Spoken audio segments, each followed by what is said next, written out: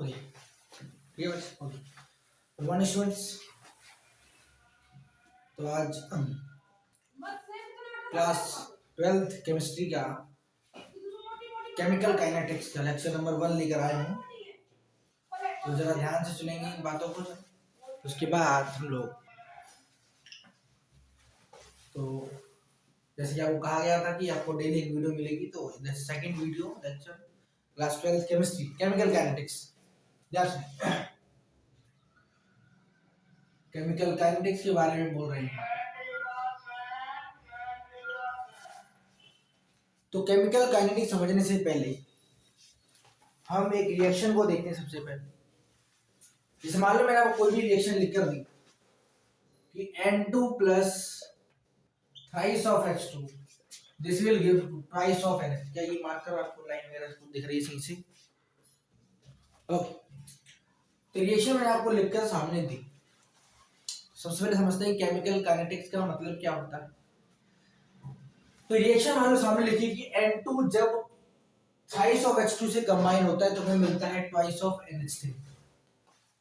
तो chemical kinetics की बात करें तो जो हमारी केमिकल काइनेटिक्स होती है केमिस्ट्री की बात कर रहे हैं। इसमें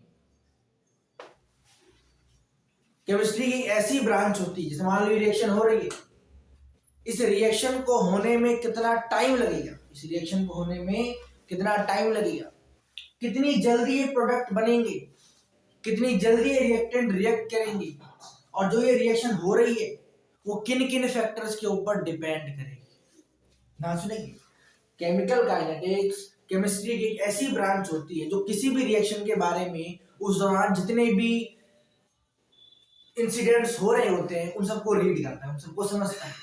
केमिकल काइनेटिक्स हमें केमिस्ट्री की ऐसी ब्रांच होती है जो किसी भी रिएक्शन के बारे में सारी इंफॉर्मेशन हमें लाकर देता है कि रिएक्शन कितनी देर में होगा, इस रिएक्शन में जो प्रोडक्ट कितनी जल्दी बनेगा या कितना धीरे बनेगा, ये रिएक्टेंट कितनी जल्दी रिएक्ट करेंगे या कितना धीरे रिएक्ट करेंगे, और जो ये रिएक्शन हो रही है वो किन किन फैक्टर्स के ऊपर डिपेंड करेगा। तो केमिकल काइनेटिक्स से आपको क्या बताया, केमिकल काइनेटिक्स केमिस्ट्री की ऐसी ब्रांच होती है जो किसी भी रिएक्शन के बारे में टोटल इंफॉर्मेशन हमें लाकर देता है कि वो रिएक्शन कितनी जल्दी होगा, किन फैक्टर्स के ऊपर डिपेंड करेगा, रिएक्टेंट कितनी जल्दी रिएक्ट करेंगे, प्रोडक्ट कितनी जल्दी बनेगा, उन सब के बारे में जो रीड करे उसे बोलते हैं केमिकल काइनेटिक्स। तो केमिकल काइनेटिक्स केमिस्ट्री की ऐसी ब्रांच है जो किसी भी रिएक्शन के बारे में टोटल इंफॉर्मेशन लाकर देता है। तो अगर इसकी डेफिनेशन लिखें, this is the branch of chemistry. Chemistry की एक ऐसी ब्रांच होती है जो किसी भी रिएक्शन के रेट के बारे में, प्रोडक्ट फॉर्मेशन के बारे में, प्रोडक्ट कितनी जल्दी बनेगा, तीसरी बात किसी भी रेट के बारे में, प्रोडक्ट फॉर्मेशन के बारे में, और फैक्टर्स के बारे में कि वो रिएक्शन किन किन फैक्टर्स के ऊपर डिपेंड करता है। तीन चीजें आप समझनी है, क्या रेट रहेगा, कितनी जल्दी होगा, कितनी जल्दी प्रोडक्ट बनेगा, और किन फैक्टर्स के ऊपर ये केमिकल रिएक्शन डिपेंड करती है।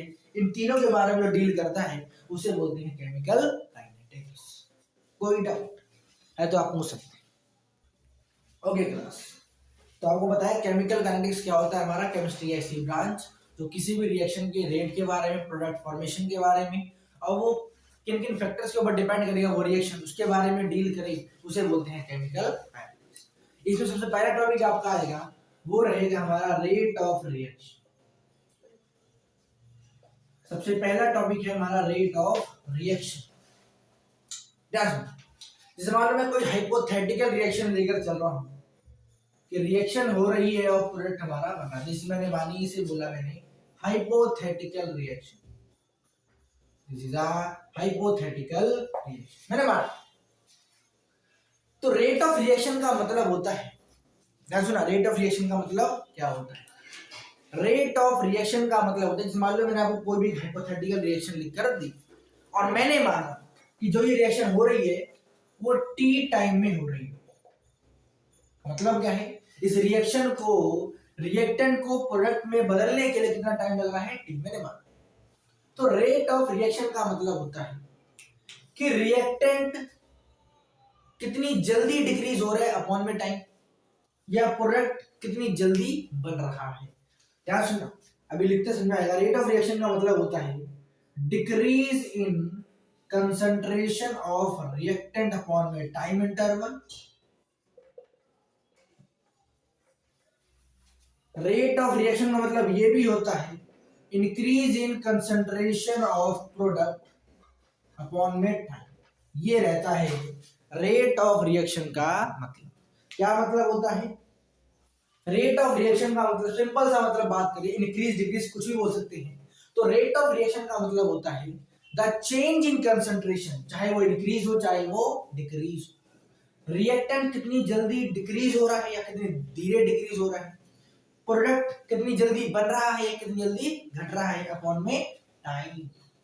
तो रेट ऑफ रिएक्शन का मतलब बात करें तो चेंज इन कंसंट्रेशन अपॉन में चेंज इन टाइम, इसे बोलते हैं हम रेट ऑफ रिएक्शन।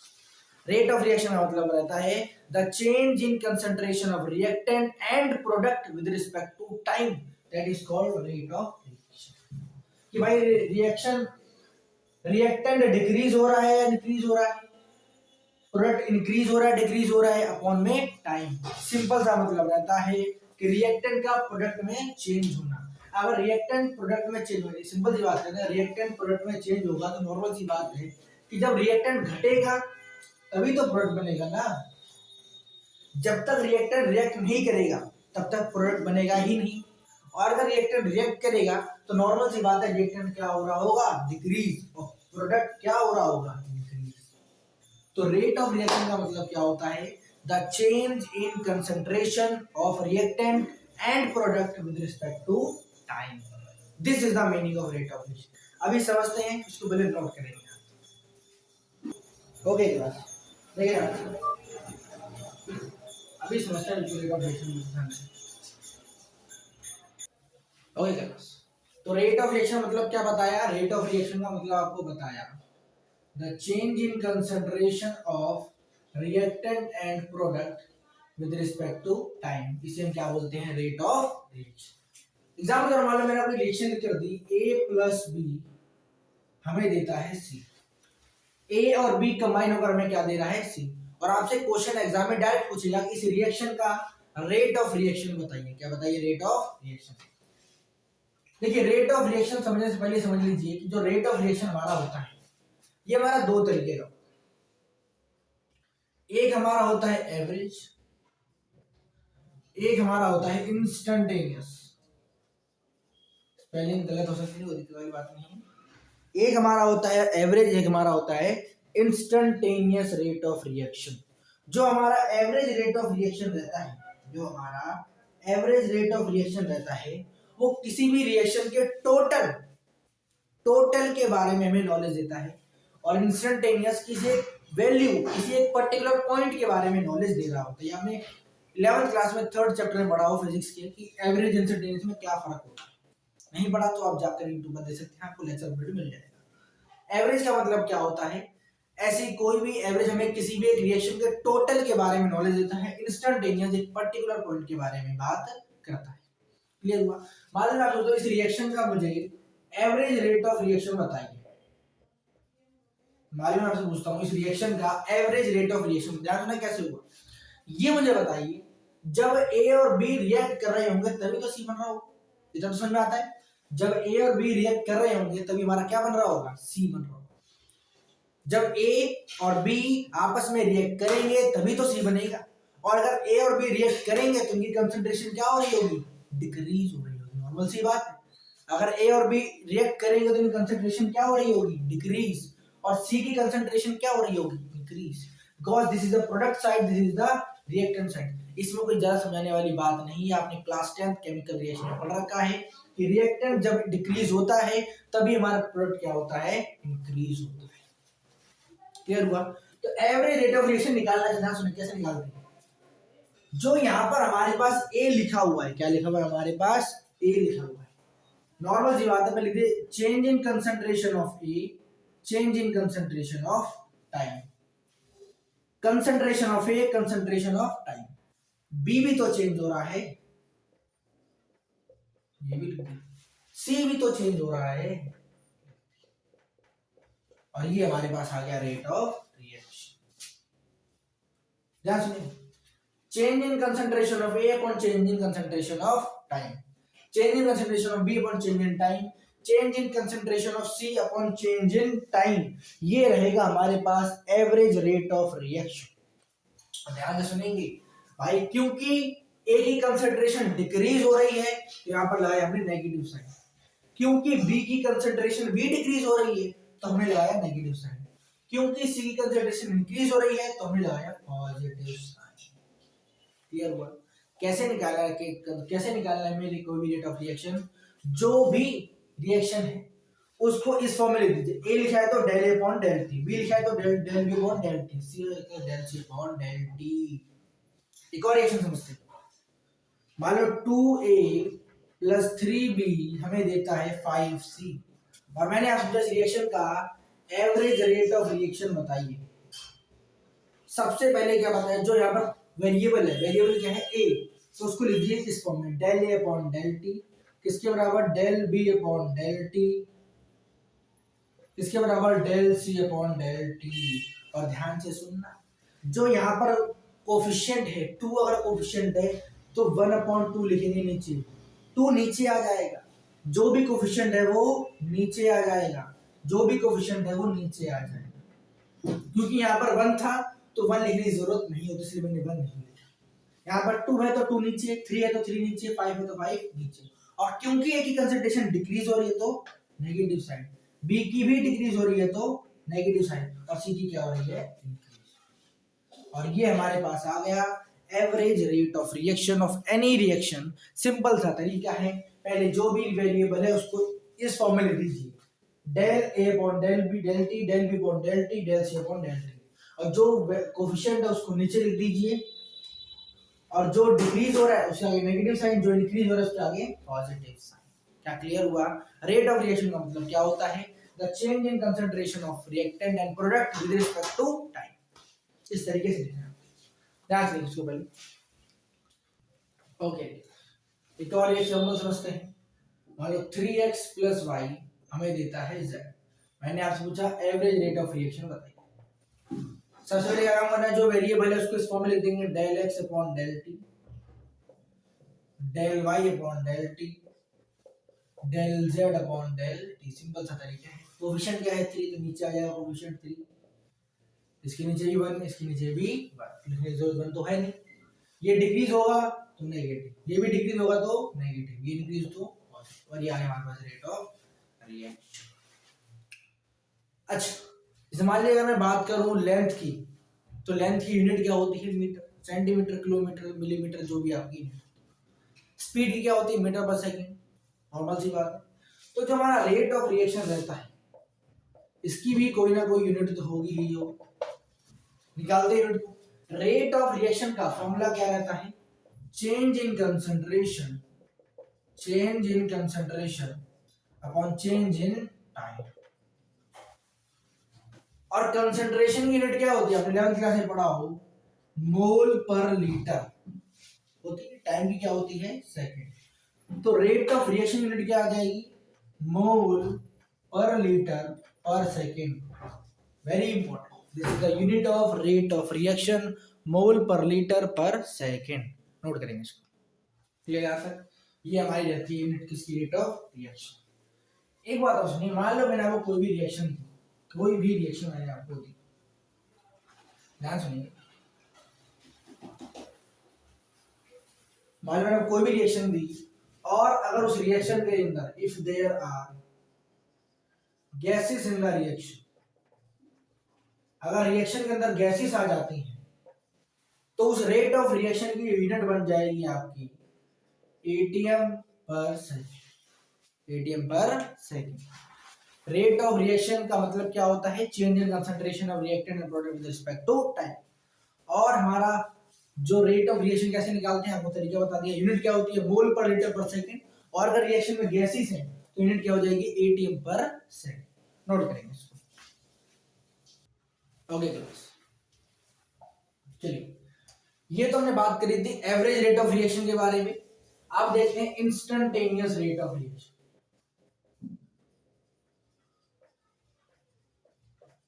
आपको जैसा बताया गया है कि एवरेज किसके बारे में बात करता है, किसी भी टोटल चीज के बारे में। इंस्टेंटेनियस रेट ऑफ रिएक्शन का मतलब, जैसे मान लो कोई भी रिएक्शन मैंने आपको दी, 3a+2b gives c। ये कोई भी रिएक्शन है जिससे मुझे ये रिएक्शन दे रखी है।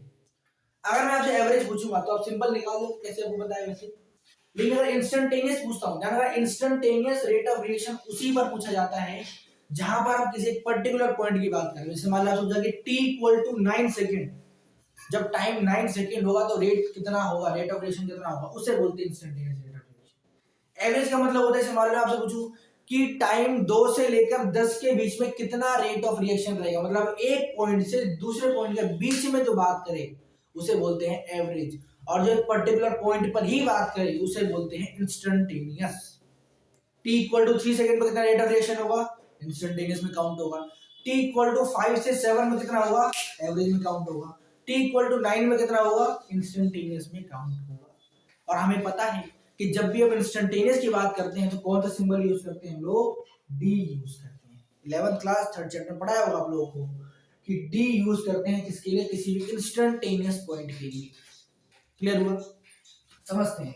मान लो आपसे पूछता हूं कि इस रिएक्शन का इंस्टेंटेनियस रेट ऑफ रिएक्शन बताइए, कैसे करना है आपने। सिंपल सा तरीका है, पहले जो लिखा हुआ है उसको लिख दीजिए इसी फॉर्म में। देखिए हमें पता है कि जो एवरेज हमारा होता है, जो हमारा एवरेज होता है उसके लिए कौन सा सिंबल यूज होता है, ये। और हम ये भी जानते हैं कि इंस्टेंटेनियस के लिए कौन सा सिंबल यूज होता है, ये 11th क्लास में पढ़ा हो आप लोगों ने फिजिक्स में 3rd चैप्टर में कि एवरेज में ये होता है, इंस्टेंटेनियस में ये। नहीं पढ़ा तो समझ लीजिए कि एवरेज में ये सिंबल यूज होगा, इंस्टेंटेनियस में ये होगा। तो जो हम पहले एवरेज में रेट ऑफ रिएक्शन में काम कर रहे थे वही काम हमें इंस्टेंटेनियस में करना है। बस थोड़ा सा फर्क रहेगा कि पहले हम लिख रहे थे del A upon del T, अब हम डेल ना लिखकर हम लिखेंगे डी। क्या लिखेंगे, डी। क्यों, किसकी बात कर रहे हैं, इंस्टेंटेनियस की बात कर रहे हैं। DV upon D T, DC upon D T. Coefficient क्या है 3 तो नीचे आ जाएगा 3, कोफिशिएंट क्या है 2 तो नीचे आ जाएगा 2, और 1 कोफिशिएंट।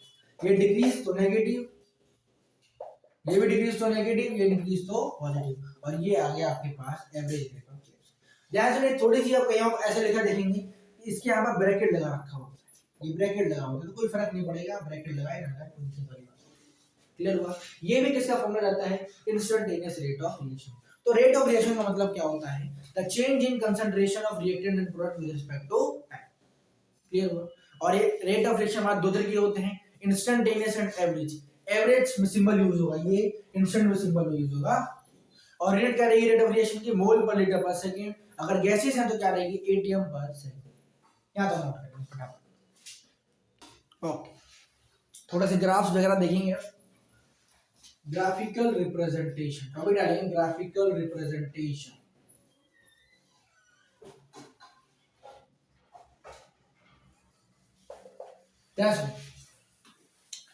मान लो जैसे हम जानते हैं किसी भी रेट में, किसी भी रिएक्शन में जो रिएक्टेंट की कंसंट्रेशन क्या होती है, डिक्रीज होती है। हम सब बात जानते हैं कि रिएक्टेंट की कंसंट्रेशन क्या होती है, डिक्रीज, और प्रोडक्ट की कंसंट्रेशन क्या होती है, डिक्रीज। टाइम के साथ जब रिएक्शन प्रोसीड करती है आगे तो रिएक्टेंट की कंसंट्रेशन क्या हो रही होती है, डिक्रीज, और प्रोडक्ट की कंसंट्रेशन क्या हो रही होती है, इंक्रीज। बात समझ आ रही है। तो अगर मैं रिएक्टेंट की बात करूं और रिएक्टेंट का विद रिस्पेक्ट टू टाइम के साथ ग्राफ बनाऊं तो मुझे पता है टाइम अगर बढ़ेगा तो रिएक्शन होगी, और अगर टाइम बढ़ेगा तो रिएक्टेंट की कंसंट्रेशन क्या होगी, डिक्रीज। भाई जब तक रिएक्टेंट रिएक्ट नहीं करेगा प्रोडक्ट बनेगा ही नहीं, और अगर रिएक्टेंट रिएक्ट करेगा तो क्या होगा, डिक्रीज। तो टाइम अगर बढ़ेगा तो रिएक्टेंट क्या होगा, डिक्रीज। तो कैसा रिलेशन हुआ, इनवर्स। रिएक्टेंट का टाइम के साथ कैसा रिलेशन है, इनवर्स। क्योंकि टाइम बढ़ रहा है तो रिएक्टेंट क्या हो रहा है, घट रहा है। और इनवर्स का ग्राफ कैसा बनता है, ऐसा। समझा है। टाइम बढ़ रहा है तो रिएक्टेंट क्या होगा, घटेगा, और अगर टाइम घटेगा तो रिएक्टेंट क्या होगा, बढ़ेगा। क्लियर हुआ। और अगर मैं वही ग्राफ बनाऊं प्रोडक्ट के लिए विद रिस्पेक्ट टू टाइम, तो मुझे पता है अगर टाइम बढ़ेगा तो प्रोडक्ट भी क्या होगा, बढ़ेगा। ध्यान से नहीं, यहाँ थोड़ा बच्चे कन्फ्यूज होते हैं। अगर टाइम बढ़ेगा तो प्रोडक्ट क्या होगा, बढ़ेगा।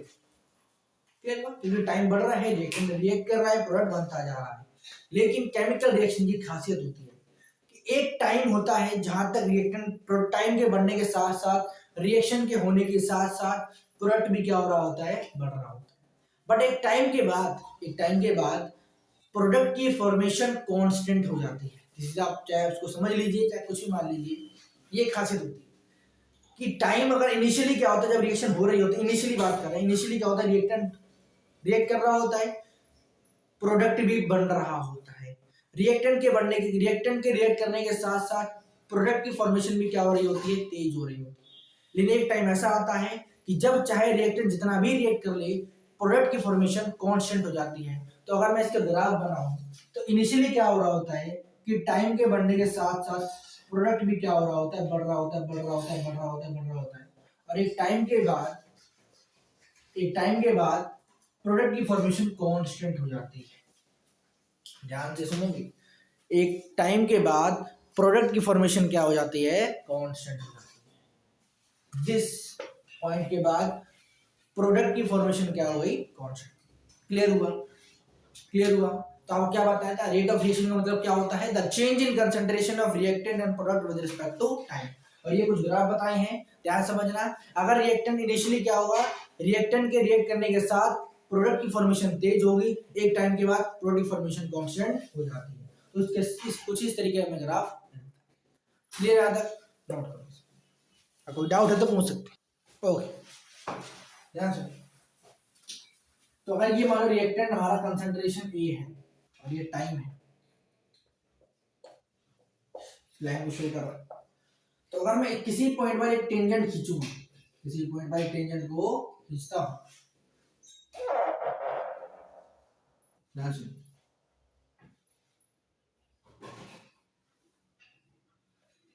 बनेगी, किसी बनेगी बढ़िया से। तो किसी भी इस कर्व पे, अगर किसी भी कर्व पर, इस कर्व पर अगर मैं कोई भी टेंजेंट खींचूंगा किसी पॉइंट पर, तो इसका जो स्लोप है उसका फॉर्मूला क्या रहता है, tan थीटा। क्या रहता है, tan थीटा। हमने 11th में पढ़ा हुआ है स्ट्रेट लाइन में कि स्लोप का फॉर्मूला क्या होता है, tan थीटा। तो इस टेंजेंट का, इस कर्व का जो स्लोप होता है वो बराबर आता है dA/dt। बहुत बार एग्जाम में रिपीटेड क्वेश्चन रहता है कि इस कर्व का क्या स्लोप रहता है, dA/dt। नोट करें ओके क्लास।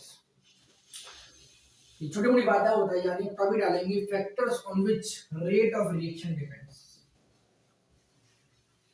तो आज हम कुछ एक्स्ट्रा नहीं पढ़ रहे हैं। जो हमने आपको आज केमिकल काइनेटिक्स की डेफिनेशन बताई थी, क्या बताई कि केमिकल काइनेटिक्स केमिस्ट्री की ऐसी ब्रांच होती है जो किसी भी रिएक्शन के रेट के बारे में, प्रोडक्ट फॉर्मेशन के बारे में और फैक्टर्स के ऊपर डिपेंड करता है। जो डील करता है उसे क्या बोलते हैं, केमिकल काइनेटिक्स के बारे में। तो अभी हम सिर्फ केमिकल काइनेटिक्स की डेफिनेशन को ही डीपली पढ़ रहे हैं। There is nothing extra. वो अगले लेक्चर से अब स्टार्ट होगा। तो केमिकल काइनेटिक्स जो 4 लाइनों की डेफिनेशन आपको बताई जाती है अलग अलग कोचिंगों में, वो आपको यहाँ पर टोटल डीपली पढ़ाया जा रहा है किस तरीके से हो। तो टॉपिक डालेंगे factors on which rate of reaction depends. Rate of reaction किसके ऊपर डिपेंड करता है, ध्यान से सुनिए। सबसे पहले तो अगर मैं बात करूं, किसी की भी बात करूं, इसे मान लो, तभी डालेंगे फर्स्ट टॉपिक। मान लो कोई आयनिक रिएक्शन है, कोई भी आयनिक रिएक्शन के बारे में मान लो मैं आपसे बात करता हूं। देखो फैक्टर्स का मतलब होता है कि किस किस के ऊपर डिपेंड करता है। आयोनिक रिएक्शन का मतलब समझते हैं हम लोग, जानते हैं कोई भी आयोनिक कंपाउंड जैसे NaCl है, वो अगर रिएक्ट कर रहे हैं तो क्या बन रहा है हमारे। जैसे मान लो कि जब NaCl कंबाइन होता है AgNO3 से तो बनता है हमारा NaNO3 प्लस AgCl। क्या बनता है, NaNO3 प्लस Ag। ध्यान सुनना, ये कैसी रिएक्शन है, आयोनिक रिएक्शन। ध्यान सुनना, जो ये रिएक्शन होती है ये होने में मात्र और मात्र 10⁻⁻⁶ सेकंड का टाइम लेती है, मिनिमम टाइम। तो मतलब इसका जो रेट ऑफ रिएक्शन क्या होता है, वेरी हाई। इसका रेट ऑफ रिएक्शन क्या होता है, बहुत ज्यादा। तो आपको समझना है, अगर एग्जाम में क्वेश्चन मुझे क्या बताना है कि आयोनिक रिएक्शन का रेट ऑफ रिएक्शन क्या होता है, वेरी हाई, बहुत ज्यादा होता है इनका रेट ऑफ रिएक्शन। क्लियर हुआ। सेकेंड बात करते हैं, जैसे मान लो जो रेट ऑफ रिएक्शन हमारा होता है, हमारे पास तीन स्टेट रहते हैं, सॉलिड, लिक्विड और gas, solid, liquid and gas. तो ध्यान सुनना कि गैस में जो रेट ऑफ रिएक्शन रहता है, गैस में रेट ऑफ रिएक्शन रहता है वो रहता है सबसे ज्यादा, उसके बाद लिक्विड में, उसके बाद सॉलिड में। सबसे ज्यादा किस में रहता है? गैस में, फिर लिक्विड में, फिर सॉलिड में। तो एग्जाम में क्वेश्चन ये पूछता है कि क्यों गैस में रेट ऑफ रिएक्शन ज्यादा रहता है। 9th क्लास में प्रॉपर्टी पढ़ी होगी, due to its random motion of particle, due to random motion of particles. क्योंकि गैस में पार्टिकल्स रैंडम मोशन कर पाते हैं, इसकी वजह से गैस में जो रेट ऑफ रिएक्शन क्या होता है सबसे ज्यादा, उसके बाद लिक्विड में, उसके बाद सॉलिड में। तो आपको क्या समझना है कि आयोनिक रिएक्शन का रेट ऑफ रिएक्शन क्या होता है सबसे ज्यादा, गैस में रेट ऑफ रिएक्शन क्या होता है सबसे ज्यादा। अभी और पढ़ते हैं, इसको नोट करेंगे यहाँ पे। कोई डाउट तो कमेंट सेक्शन में पूछ सकते हैं। ओके क्लास, नेक्स्ट टॉपिक डालेंगे सरफेस एरिया ऑफ रिएक्टेंट। समझते हैं कि सरफेस एरिया से, रिएक्टेंट के सरफेस एरिया से रेट ऑफ रिएक्शन का क्या रिलेशन रहता है। ध्यान सुनना, तो एक नॉर्मल सी बात है कि आपका जितना रिएक्टेंट का सरफेस एरिया ज्यादा होगा, जितना रिएक्टेंट का सरफेस एरिया ज्यादा होगा, रेट ऑफ रिएक्शन उतना ज्यादा है। तो हम कह सकते हैं कि जो रेट ऑफ रिएक्शन रहता है वो सरफेस एरिया ऑफ रिएक्टेंट कि क्या होता है हमारा, directly proportional. Rate of reaction is directly proportional to surface area of reactant. Surface area, reactant का सरफेस एरिया जितना ज्यादा, रेट ऑफ रिएक्शन भी क्या रहेगा उतना ज्यादा। क्लियर हुआ? चौथा, फोटोसेंसिटिव रिएक्शन। देखिए कुछ रिएक्शंस हमारी फोटोसेंसिटिव रिएक्शंस होती है। फोटोसेंसिटिव रिएक्शन का मतलब होता है ऐसी रिएक्शन जो लाइट के ऊपर डिपेंड करती है। अगर लाइट, आपने 10th क्लास में पढ़ा होगा कि जो AgCl है वो लाइट में टूट जाता है, अपने आप को तोड़ लेता है, Ag+Cl2 इस तरीके से आपने पढ़ा होगा ना। तो फोटोसेंसिटिव रिएक्शंस हमारी वो रिएक्शंस होती हैं जो लाइट की वजह से होती है। जैसे मान लो हम बात करें, जब H2Cl2 से कंबाइन होता है बनता है HCl, बैलेंसिंग के लिए टू लगाते हैं, और ये रिएक्शन होती है हमारी सनलाइट की वजह से। किसकी वजह से होती है? सनलाइट की वजह से। और हमें पता है सनलाइट से हमें क्या मिलती है? एनर्जी। और 11th में आपने पढ़ा हो कि एनर्जी का फॉर्मूला क्या रहता है, किसी भी लाइट से मिलने वाली एनर्जी का फॉर्मूला क्या रहता है? Hν। पढ़ा है ना 11th में? फोटो केमिकल रिएक्शन या फोटो इलेक्ट्रिक इफेक्ट में पढ़ा, क्वांटम थ्योरी, कि किसी भी लाइट से एनर्जी मिलने का फॉर्मूला क्या रहता है? Equal to Hν। तो भाई न्यू का मतलब क्या होता है? फ्रीक्वेंसी। अगर आप लाइट को बढ़ाएंगे, ध्यान सुन, मान लो रिएक्शन हो रही है यहाँ पर, आप ऊपर से लाइट को बढ़ाया जा रहा है, बढ़ाया जा रहा है। अगर लाइट वहां से बढ़ेगी तो फोटॉन्स भी क्या होंगे? ज्यादा। लाइट से फोटोन जो आएंगे रिएक्शन में वो क्या होंगे? ज्यादा। फोटोन क्या होते हैं? Energy packets. अगर जितनी ज्यादा लाइट उतने ज्यादा फोटोन्स, और जितने ज्यादा फोटोन्स उतनी ज्यादा रिएक्शन जल्दी होगी। तो हम कह सकते हैं कि जो रेट ऑफ रिएक्शन है वो लाइट की क्या होता है? Directly clear. सिर्फ किसके लिए? Photo sensitive reaction. Clear. Imagine करो, मान लो रिएक्शन हो रही है, ऊपर से लाइट आ रही है, लाइट की मात्रा, अगर हम नॉर्मल बात है, समझ लो किसी भी घर में बिजली जाती है, अगर बिजली कम स्पीड से जाएगी तो पंखा लाइट कम जलते हैं, धीमे जलते हैं। अगर वही बिजली की पावर तेज हो जाए तो लाइट और जल्दी जलती है, पंखा और तेज चलता है। तो वही तो बात हो रही है यहाँ पर, जितनी ज्यादा लाइट उतनी ज्यादा एनर्जी, और जितनी ज्यादा एनर्जी तो रेट ऑफ रिएक्शन भी क्या होता है? उतना ज्यादा। कोई डाउट? नोट करेंगे यहाँ पे। अगला देखो, कि rate of reaction concentration of reactant के ऊपर कैसे डिपेंड करता है। ध्यान सुनेंगे, जो रेट ऑफ रिएक्शन हमारा रहता है वो रिएक्टेंट के ऊपर दोनों तरीके से डिपेंड कर सकता है। अगर रिएक्टेंट की कंसंट्रेशन हो सकता है अगर रिएक्टेंट की कंसंट्रेशन इंक्रीज हो रही हो तो क्या पता रेट ऑफ रिएक्शन भी इंक्रीज हो रहा हो। और ये भी पॉसिबल है कि अगर रेट कंसंट्रेशन की रिएक्टेंट की कंसंट्रेशन डिक्रीज हो रही हो तो क्या पता रेट ऑफ रिएक्शन भी इंक्रीज हो रहा हो। कहने का मतलब ये है कि अगर रिएक्टेंट की कंसंट्रेशन इंक्रीज हो रही हो तो रेट ऑफ रिएक्शन इंक्रीज भी हो सकता है, और डिक्रीज भी हो सकता है, और क्या पता अनअफेक्टेड रहे। तो कंसंट्रेशन ऑफ रिएक्टेंट, रिएक्टेंट की कंसंट्रेशन के ऊपर जो हमारा रेट ऑफ रिएक्शन है वो तीनों तरीके से डिपेंड करता है, डिक्रीज भी हो सकता है, इंक्रीज भी और अनअफेक्टेड भी रह सकता है।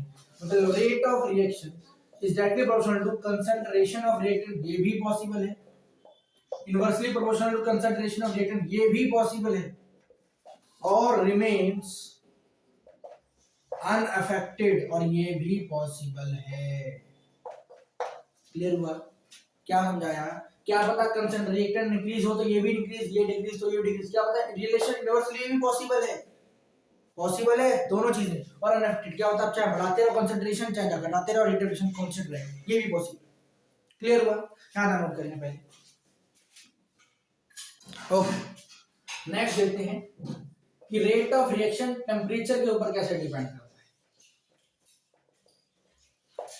ठीक है, देखिए रेट ऑफ रिएक्शन जनरली अगर बात करें तो generally rate of reaction temperature के इंक्रीज करने के साथ रेट ऑफ रिएक्शन भी इंक्रीज होता है। क्यों? क्योंकि अगर आप टेम्परेचर बढ़ाओगे तो मॉलिक्यूल जल्दी भागेंगे, और जल्दी भागेंगे तो रेट ऑफ रिएक्शन जल्दी होगा। तो जनरली तो ये होता है कि रेट ऑफ रिएक्शन जनरली बात करें तो जनरली अगर हम देखें तो रेट ऑफ रिएक्शन टेम्परेचर के बढ़ाने के साथ ये भी क्या हो रहा होता है,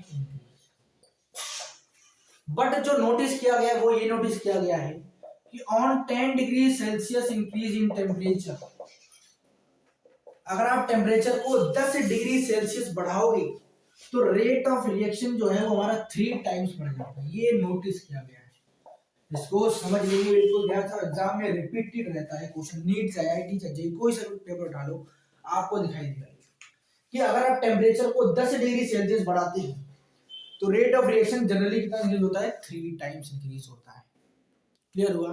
तो आपको आज क्या क्या बताया कि भाई केमिकल काइनेटिक्स क्या होता है, रेट ऑफ रिएक्शन क्या होता है, यूनिट क्या होती है, गैसेस में यूनिट क्या होती है, फैक्टर्स क्या होते हैं, कैसे निकालते हैं रेट ऑफ रिएक्शन, एवरेज का मतलब क्या होता है, इंस्टेंटेनियस का मतलब क्या होता है। क्लियर हुआ? तो ये हमारा थोड़ा सा इंट्रोडक्शन था चैप्टर नंबर 4 केमिकल काइनेटिक्स का, क्लास 12 केमिस्ट्री का। आने वाले टाइम में हम और लेक्चर्स अपलोड करेंगे आप लोगों के लिए, ताकि आपको बेटर से बेटर एजुकेशन ऑनलाइन प्लेटफॉर्म में विदाउट एनी कॉस्ट मिल सके आप लोगों को। और ध्यान से बिल्कुल, कोई भी डाउट आप कमेंट सेक्शन में पूछ सकते हैं हम लोगों से, और कोई डाउट है तो पूछ सकते हैं। अदरवाइज तब तक के लिए ओके भाई, ध्यान से पढ़िए क्योंकि आने वाले टाइम में बोर्ड एग्जामिनेशन काफी करीब है आप लोगों के लिए, तो आपको पढ़ना काफी जरूरी है। तब तक के लिए ओके भाई, and take care of yourself.